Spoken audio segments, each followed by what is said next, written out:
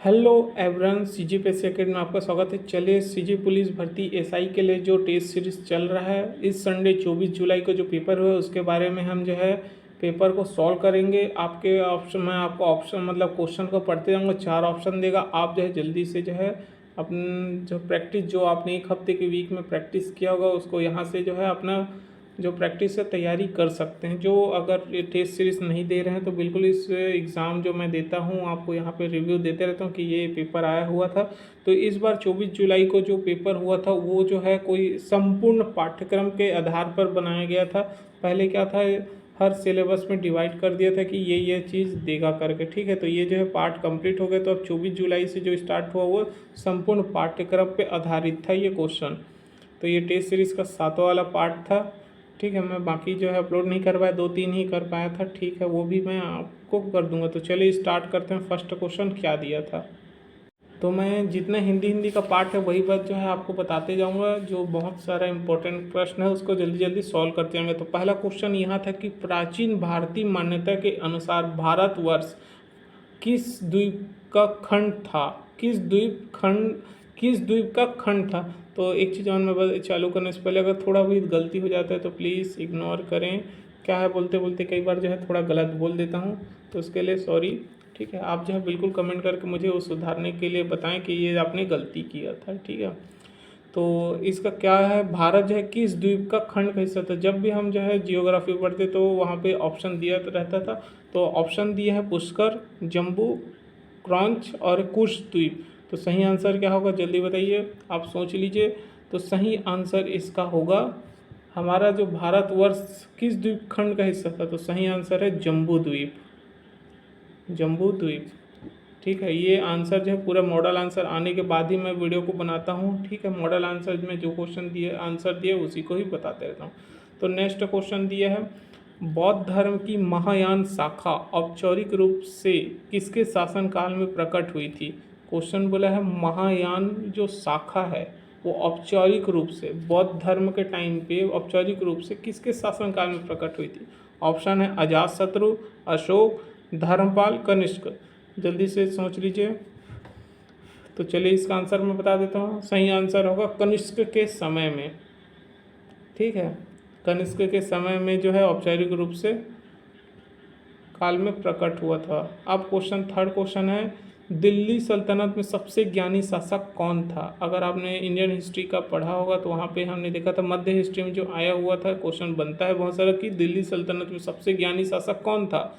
Option Iltutmish, Mohammad बिन तुगलक, सिकंदर लोदी या अलाउद्दीन खिलजी। तो इसका सही आंसर क्या होगा, मोहम्मद बिन तुगलक सबसे ज्ञानी शासकों में आता था दिल्ली सल्तनत के, ठीक है। तो नेक्स्ट क्वेश्चन देखते हैं। ये देखिए मिक्स है, आपको मैंने बताया था ना संपूर्ण पाठ्यक्रम के आधार पे इसको बनाया गया है, ठीक है। तो चौथा क्वेश्चन है, औरंगजेब के शासन में निम्न वर्ग राजकीय पेशे से वंचित नहीं किया। तो क्वेश्चन को आपको 2 बार पढ़ लेना है। कई बार जो है मैं गलती कर पाता हूँ, इनमें से नहीं को पूछा जाता है और मैं हाँ वाले को कर लेते, इसलिए जो है उस अपनी गलती को सुधारिए ताकि उसको अच्छा खासा कर सके। तो राजकीय पेशे से वंचित नहीं किया गया। तो ऑप्शन क्या है, पठान राजपूत, पठान मराठे, राजपूत मराठे या पठान राजपूत मराठे।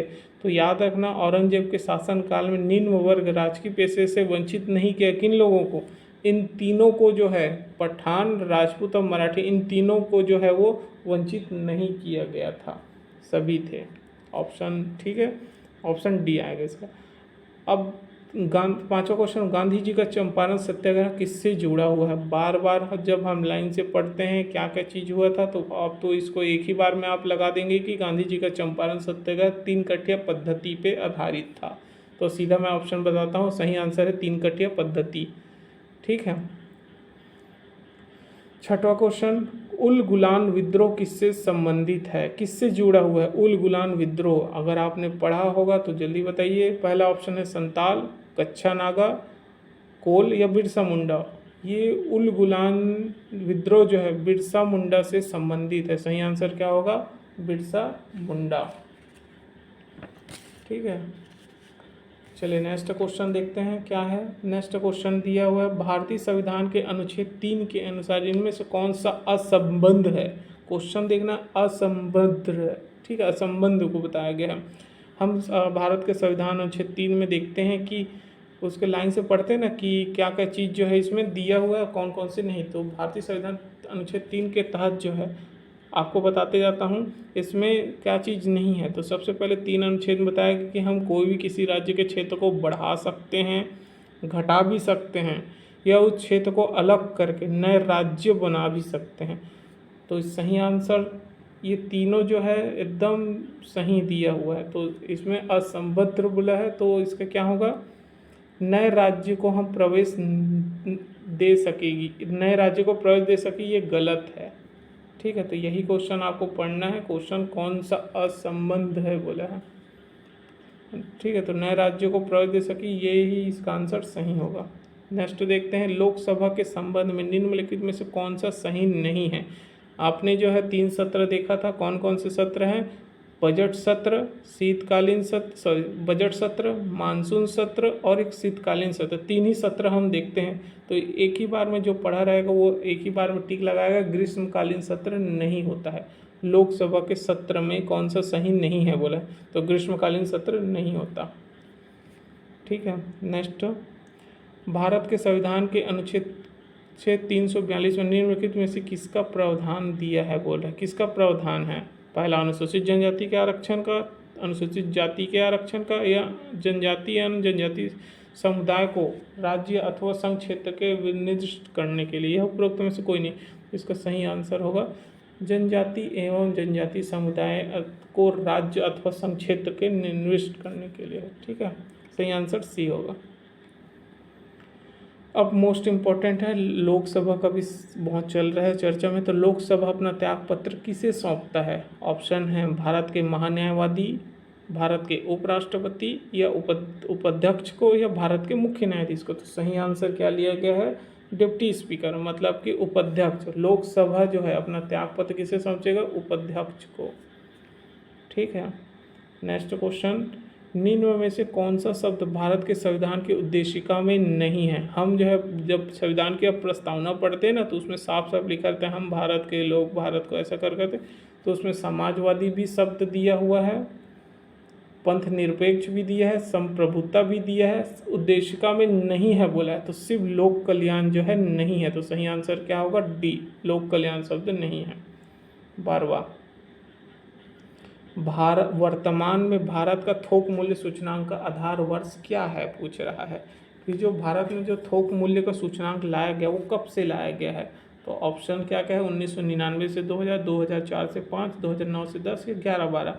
तो भारत में थोक मूल्य सूचकांक का आधार लाया गया है 2011 और 12 में, आधार वर्ष माना जाता है इसको अभी वर्तमान समय में। नेक्स्ट क्वेश्चन, वास्तविक जीडीपी की गणना कैसे की जाती है। जीडीपी हम जो ग्रॉस डोमेस्टिक प्रोडक्ट के बारे में बताते हैं, तो वास्तविक इसकी गणना कैसे की जाती है। ऑप्शन दिया है विनिमय मूल्य से, स्थिर कीमतों से, वर्तमान कीमतों से, या सीमांत कीमतों से। तो इसका सही आंसर होगा जो फिक्स प्राइस होता है ना, उसी से ही जीडीपी तय होती है। तो सही आंसर होगा बी, स्थिर कीमतों से जीडीपी की वास्तविक गणना की जाती है। नेक्स्ट क्वेश्चन, त्रिविमीय चित्र किसके द्वारा लिया जाता है। त्रिविमीय, हम जो त्रिविमीय चित्र बनाते हैं किसके द्वारा लिया जाता है। ऑप्शन है होलोग्राफी, फोटोग्राफी, फोटोक्रोमेटिक, या रेडियोग्राफी। तो सही आंसर क्या होगा, होलोग्राफी। त्रिविमीय जो है होलोग्राफी में ही बनता है। नेक्स्ट देखते हैं, साइंस से भी क्वेश्चन दिया गया है इसमें से। देखिए, मैनोमीटर किसके द्वारा, आपने मैनोमीटर के बारे में पढ़ा होगा, किसके द्वारा मापी जाती है। देखिए बहुत सारा क्वेश्चन आता है कि ये इसका उपयोग कहाँ कहाँ होता है, तो इसको आपको पढ़ना है। मैनोमीटर जो है हम किसके लिए यूज़ करते हैं, जो प्रेशर होता है दाब का, उसके लिए। ठीक है, गैस का जो प्रेशर है ना उसमें होता है, तो गैसों का दाब के लिए मैनोमीटर का उपयोग किया जाता है। नेक्स्ट क्वेश्चन, डोडो क्या है। आपने अगर जियोग्राफी में पढ़ा होगा तो ये इसको पता चलेगा, डोडो एक तरह का विलुप्त पक्षी है। आप एक ही बार में टिक लगा के अगर पढ़ा होगा तो डोडो एक तरह का क्या है, विलुप्त पक्षी है। नेक्स्ट क्वेश्चन, कौन सी मिट्टी कपास की खेती के लिए सबसे उपयुक्त मानी जाती है। अगर आपने छत्तीसगढ़ का वो भी पढ़ा होगा मिट्टियाँ, तो वहाँ पे देखा होगी काली मिट्टी, लाल मिट्टी, लेटेराइट मिट्टी, दोमट मिट्टी और बहुत सारे आते हैं। तो कपास की मिट्टी जो है सब किस मिट्टी के लिए उपयुक्त होती है? तो कपास की मिट्टी काली मिट्टी में सबसे उपयुक्त मानी जाती है। इसमें कपास की खेती बहुत अच्छे से की जाती है। नेक्स्ट देखते हैं, अंतर्राष्ट्रीय तिथि रेखा को पार करने पर एक दिन बढ़ जाता है जब यात्रा निम्नानुसार की जाती है। तो हम क्वेश्चन ये भी इम्पोर्टेंट है कि ऐसे कौन से दिशा से पार करेंगे अंतर्राष्ट्रीय सीमा को तो एक दिन बढ़ जाता है। तो ऑप्शन है उत्तर से पूर्व, उत्तर से दक्षिण, पूर्व से पश्चिम या दक्षिण से पश्चिम। तो सही आंसर क्या होगा? पूर्व से पश्चिम। जब आप वेस्ट से ईस्ट जाओगे तो आपका जो एक दिन जो है बढ़ जाता है। पूर्व से पश्चिम जाते हैं तो सॉरी, पूर्व से पश्चिम जाने पे बढ़ जाता है। नेक्स्ट क्वेश्चन, सबसे इम्पोर्टेंट और सिंपल क्वेश्चन, दिन और रात की अवधि समान कब होती है पूछ रहा है। तो सभी को याद रहता है जब भूमध्य रेखा पे होता है। सबसे इम्पोर्टेंट है और सबसे इजी क्वेश्चन यही है कि दिन रात कब अवधि समान होती है? जब ये इक्वेटर में रहता है, इक्वल इक्वेटर में रहता है तो। ठीक है, नेक्स्ट क्वेश्चन, नागार्जुन बांध, देखो जियोग्राफी का अब जो है नदी वदी का भी दे दिया। नागार्जुन बांध बना हुआ है कहाँ पे? कृष्णा नदी पे बना हुआ। सीधा मैं बताऊंगा, आप एक ही बार में जब इसको देखें तो एक ही बार में याद आता है। नागार्जुन जब हम परियोजना पढ़ते हैं ना तो उसमें सीधा लगाते हैं नागार्जुन बांध बना है कृष्णा नदी में। नेक्स्ट, अब छत्तीसगढ़ से क्वेश्चन, अभी तक जो है पूरा इंडियन से देख रहे थे, अब छत्तीसगढ़ का क्वेश्चन देखते हैं।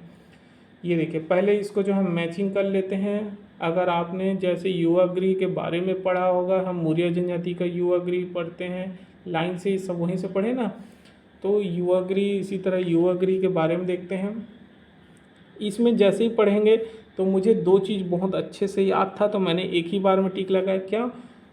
उराव जनजाति का सबको याद आता है, धूमकुरिया उराव जनजाति का है, भुइयाँ जो है रंगभंग का है। तो एक ही बार में याद हो गया, उराव जनजाति का युवागृह कौन सा है? धूमकुरिया, और भुइयाँ का है रंगभंग। अब परजा जनजाति का युवागृह कौन सा था? इससे अगर आपने टिक लगा लिया तो बाकी ऑटोमेटिकली बन जाता है। दिखा देता हूँ मैं थोड़ा सा जूम आउट करके। ये देखिए, आपने क्या किया, सी का है कौन सा? फोर्थ वाला, और बी का है क्या? डी का है बी में। ये तो ऐसे ही बन गया, मतलब कि आपका सी में आएगा फोर्थ, तो सी में है फोर्थ, सी में कौन सा है? फोर्थ इसमें है, ठीक, और सभी में है 3 में। अब डी का है सेकंड, डी का है सेकंड, यही, तो इसका सही आंसर यही होगा। ठीक है, परजा जनजाति है धांगा बाक्सर से, और है आपको फर्स्ट भारिया जनजाति है किससे? धसर वासा से। तो अगर किसी दो चीज़ को अगर आपने पकड़ लिया तो ऑटोमेटिकली बन जाता है। इसका सही आंसर क्या होगा? Second number. ठीक है, अब नेक्स्ट देखते हैं, ये भी बहुत इम्पोर्टेंट है।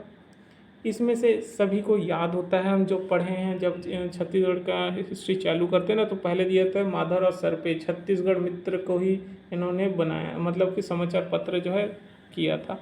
तो ए का सीधा सी में देखिए, ए का सी किस में है? आपको कहीं भटकने की जरूरत नहीं है। ए का सी किस में है? इसमें, सिर्फ एक ही, तो आप सीधा टिक लगाएंगे ए का सी। बाकी और किसी में क्या? नहीं। तो सीधा आप टिक लगा के देख सकते हैं कि पंडित माधवराव सरपे ने छत्तीसगढ़ मित्र पत्रिका किया था। पद्म पुन्नालाल बख्शी ने सरस्वती पुस्तकालय, सरस्वती बुक पत्रिका का। ठाकुर प्यारेलाल ने अरुणोदय, और सुंदरलाल शर्मा जो कृष्ण जन्म पत्रिका, जेल में रहते हुए उन्होंने कृष्ण जन्म पत्रिका वाला पढ़े थे। कमरछठ का टाइम आ रहा है, देखिए कमरछठ जो होता है तो हम सब चीज़ जानते हैं, लेकिन उसमें जो कथा सुनाई जाती है कौन से धार्मिक ग्रंथ से लिया गया है? रामायण से, महाभारत से, स्कंद पुराण से, गरुड़ पुराण। तो इसमें बहुत सारे भाजी का उपयोग किया जाता है, आप छत्तीसगढ़ में पढ़ते ना, और बहुत सारे अलग अलग 4 कथाएं पढ़ी जाती थी, ये महाभारत से संबंधित है। ठीक है, नेक्स्ट देखते हैं, राज्य में से कौन सी जैविक फसलें, हम जो फसलें बोते हैं तो इसमें कौन कौन से हैं? हम जो है फसल के बारे में जानते हैं, उड़द भी बोते हैं, दुबराज भी होता है, जवा फूल भी और बादशाह भोग भी, तो सभी सही हैं। सभी तरह की फसलें हमारे राज्य में होती है, तो ऑप्शन डी सही है। ठीक, नेक्स्ट, अब मोस्ट इम्पोर्टेंट, निम्नलिखित में से कौन सा राज्यपाल की विधायी शक्ति नहीं है? बार बार क्वेश्चन को पढ़ना, विधायी शक्ति नहीं है।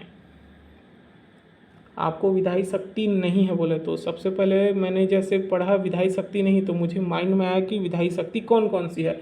तो याद रखना राज्यपाल जो है अध्यादेश जारी कर सकता है, बाकी और कोई चीज़ में नहीं दिख रहा। तो मैंने क्या किया, सिर्फ सेकंड में जो जो था उसको काटते गया मैं। सेकंड किस में था, इसमें था तो मैंने इसको काट दिया, सेकंड इसमें था तो इसको काट दिया, सेकंड इसमें था तो इसको काट दिया। आपका ऑप्शन सीधा निकल गया। देख, राज्यपाल के पास पावर होता है अध्यादेश जारी करने की शक्ति, बाकी सब में दो दो था तो मैंने ऐसे ही काट दिया। तो सही आंसर हो गया डी। ये जो है विधायी शक्तियाँ नहीं है, विधानसभा को संबोधित नहीं कर सकता, विधानसभा द्वारा पारित विधेयक पर हस्ताक्षर करना, विधानसभा को संदेश देना, ये सब इसकी विधायी शक्तियों में नहीं आता है। ठीक है, नेक्स्ट क्वेश्चन। ये बार बार क्वेश्चन दे रहा है, इसको अच्छे से याद कर लीजिए एवरीवन। जब भी नेक्स्ट फ्यूचर में कभी भी एग्जाम होगा तो ये बार बार दे रहा है। संझौती के बेरा के लेखक कौन है पूछा है। संझौती के बेरा के लेखक कवि कौन है, कोदूराम दलित, द्वारिका प्रसाद तिवारी या लखनलाल गुप्त, या इनमें से कोई नहीं। तो सही आंसर होगा लखनलाल गुप्त ही जो है संझौती के बेरा के लेखक हैं। ठीक है, नेक्स्ट क्वेश्चन। छत्तीसगढ़ के पहली व्याकरण कौन हरीश लिखिस। तो छत्तीसगढ़ के पहले व्याकरणकर्ता कौन थे, एक बार बार एक ही माइंड में आता है तो सीधा टिक लगाएंगे, हीरालाल कपोध्याय जी थे पहले व्याकरण के। ठीक है, आपको और बाकी पढ़ना नहीं है, सीधा व्याकरण बोलेगा तो यही आता है। अब ये देखिए अलंकरण से भी पूछा गया है। राज्य अलंकरण पुरस्कार 2021 में डॉक्टर खूबचंद बघेल सम्मान किसे दिया गया। खूबचंद बघेल सम्मान, ऑप्शन है मुकेश चौधरी, कुंदन लाल गौर, नंद किशोर तिवारी, अनिल कुमार साहू। तो सही आंसर क्या होगा, मुकेश चौधरी। इसके साथ साथ मैं बाकी को बता देता हूँ। ये खूबचंद बघेल मिला था जो कि क्वेश्चन में पूछा गया है। कुंदन लाल गौर, इसको क्या मिला था, पंडित लखनलाल मिश्र सम्मान मिला था, पंडित लखनलाल मिश्र सम्मान मिला था। ठीक है, उसके बाद में है नंद किशोर तिवारी जी। तो नंद किशोर तिवारी को क्या मिला था, सुंदरलाल शर्मा। तो नंद किशोर को सुंदरलाल शर्मा मिला था, सुंदरलाल शर्मा सम्मान मिला था। और अनिल कुमार, अच्छे से याद रखना है, सभी को देख लीजिए। और कौन है, अनिल कुमार साहू।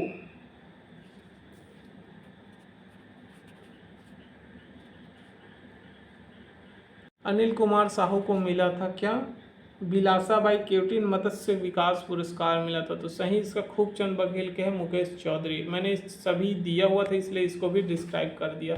ठीक है, तो नेक्स्ट क्वेश्चन क्या है।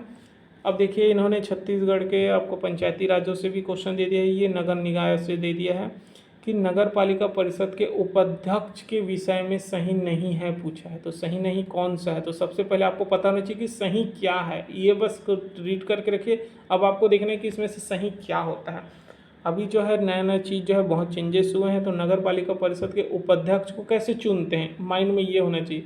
तो जितने भी निर्वाचित पार्षद हैं और जो उसके अध्यक्ष बनते हैं, सभी पार्षदों से ही बनाया जाता है, उन सब के द्वारा उपाध्यक्ष की निर्वाचन किया जाता है। तो ये बिल्कुल सही है।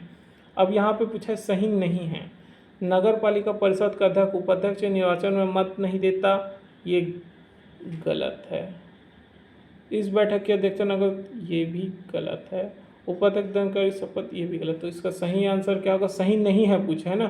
तो सही फर्स्ट को बस को छोड़ दीजिए, जहाँ जहाँ फर्स्ट दिख रहा है उसको काट दीजिए, ये काट दीजिए। तो इसका सही आंसर बी होगा, सही नहीं है ये सब। ठीक है, सिर्फ पहला बात सही था, बाकी जो है गलत है, बी। नेक्स्ट देखते हैं, ये देखिए बार बार लघु सूक्ष्म सिंचाई योजना के अंतर्गत लघु सीमांत कृषकों को स्प्रिंकलर पर राज्य का अनुदान कितना है। सही ऑप्शन क्या है, 70%, 65%, 33% या 37%। तो इसका सही आंसर क्या होगा, राज्य सरकार जो स्टेट है वो दे रही है 37%। ठीक है, अनुदान देती है। नेक्स्ट क्वेश्चन, इस राज्य में निम्नलिखित में से किस स्थान में स्थानीय लोगों ने 1920 में प्रथम सत्याग्रह किया था। तो बार बार हम जो है कंडेल नहर सत्याग्रह जो पढ़ते हैं ना, वही है सही आंसर, कंडेल नहर सत्याग्रह। नेक्स्ट देखते हैं, इस राज्य के निम्नलिखित में से किस कदर राज्य में ब्रिटिश शासनकाल के 2 आदिवासी विद्रोह हुए थे। बार बार पूछा जाता है, 2 आदिवासी विद्रोह बस्तर में ही हुआ है। ठीक है। नेक्स्ट क्वेश्चन क्या है, अब देखिए फिर से बहुत ही इम्पोर्टेंट और इजी क्वेश्चन, इसको कभी भी गलत नहीं करना चाहिए क्योंकि हम इसको स्टार्टिंग से पढ़ते आए तो कभी गलत नहीं होना चाहिए। ठीक है, ठीक है, चलिए सॉल्व करते हैं। इसको पूरा ही रहने देते हैं ओपन इंग्लिश के साथ। हमको पता है कि छत्तीसगढ़ का शिमला मेन पार्ट को बोलते हैं, तो फर्स्ट का क्या होगा, थर्ड हो गया। तो अब देख लीजिए फर्स्ट का थर्ड किस में है, फर्स्ट का थर्ड सिर्फ इसमें था तो हमने सीधा टिक लगाया, बाकी को और नहीं बढ़ा। चित्तौड़गढ़ तो लाफागढ़ को कहते हैं, तो दो तो हमको ऐसे याद हो गया है ना। बी का फोर्थ, साल जंगलों का द्वीप बोला जाता है, साल वृक्ष सबसे ज़्यादा बस्तर क्षेत्र में थी, ऐसे टिक हो गया। राज्य का प्रथम जैविक जो है अंबिकापुर में बना रहे हैं, वो ऐसे ही याद हो गया। तो इजी था ये क्वेश्चन को सॉल्व करना। नेक्स्ट देखते हैं, निम्नलिखित में से किस जिलों की जोड़ी में उच्चतम, और देखिए साक्षरता दर को पूछा तो सबसे साक्षर और कम सबसे साक्षर है दुर्ग जिले में और सबसे कम है सुकमा, सही आंसर। नेक्स्ट ऑप्शन, भोजली के संबंध में क्या सही नहीं है। भोजली हम देखे हैं क्या होता है, भोजली जो है आप जो है पढ़े होंगे छत्तीसगढ़ के जनजातियों में, तो वहाँ पे लिखा था भोजली के संबंध में सही नहीं है। याद रखना भोजली एक गीत है, राज्य का एक गीत है और भूमि जल से भी संबंधित है, ये भी सही था, ये भी सही था, और इनमें से कोई नहीं। तो याद रखना क्वेश्चन इनमें से क्या सही नहीं है पूछा, तो ये कोई किसानों द्वारा गाया जाने वाला कोई गीत नहीं है, गाया जाता है नहीं, किसानों द्वारा नहीं गाया जाता, ये महिलाओं के द्वारा गाया जाता है। नेक्स्ट देखते हैं, राज्य के स्वतंत्रता सेनानी डॉक्टर राधाबाई को किससे संबंधित किससे संबंध नहीं है पूछा है। तो यहाँ पे बार बार देना है, तो डॉक्टर राधाबाई का संबंध किससे किससे था। ये महिला उत्थान के लिए काम कर रही थी, अस्पष्टता का निवारण कर रही थी और चिकित्सा के क्षेत्र के लिए, मतलब चिकित्सा इंग्लैंड से पढ़ाई कर गए थे, तो गांधी जी के आंदोलन से इससे कोई लेना देना नहीं है।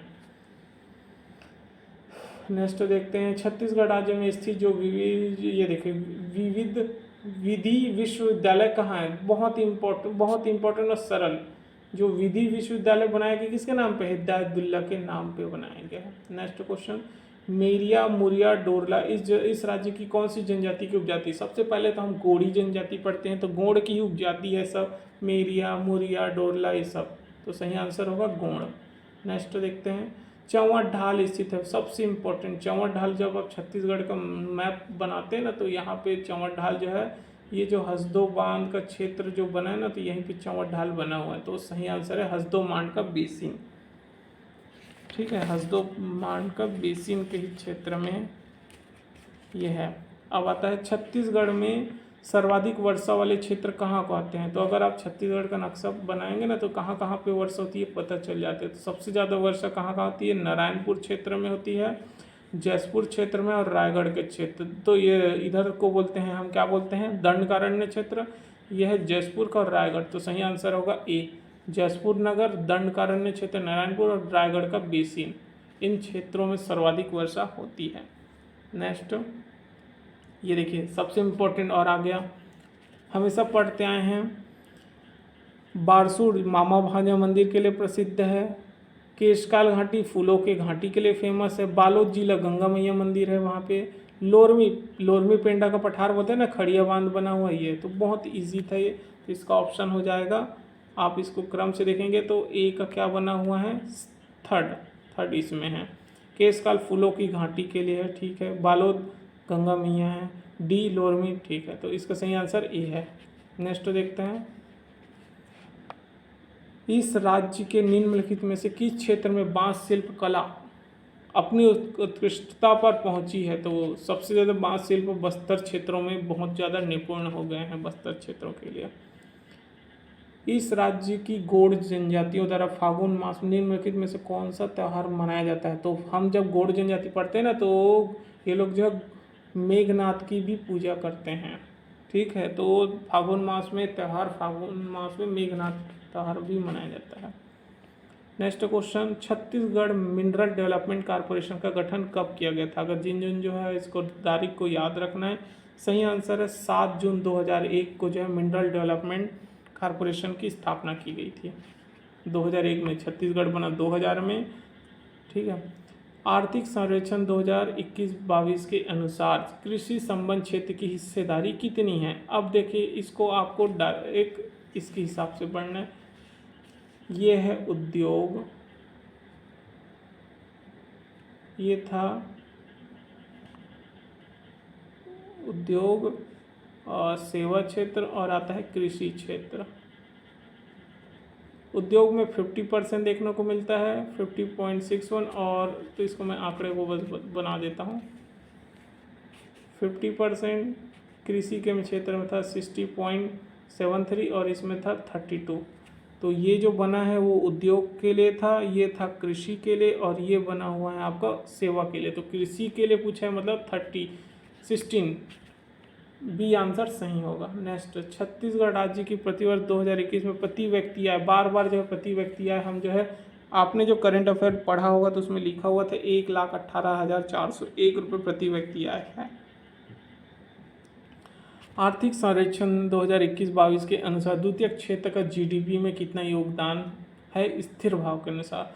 तो आप जो है प्राथमिक क्षेत्र में कौन कौन से आते हैं वो चीज़ आपने देखा था ना कि कृषि ये सब चीज़, द्वितीय क्षेत्र में निर्माण विनिर्माण, तो उसमें जीडीपी आप पढ़ेंगे ना तो वहाँ पे लिखा हुआ है सही आंसर क्या लिखा हुआ है। सही आंसर लिखा हुआ है आपका 40.25%।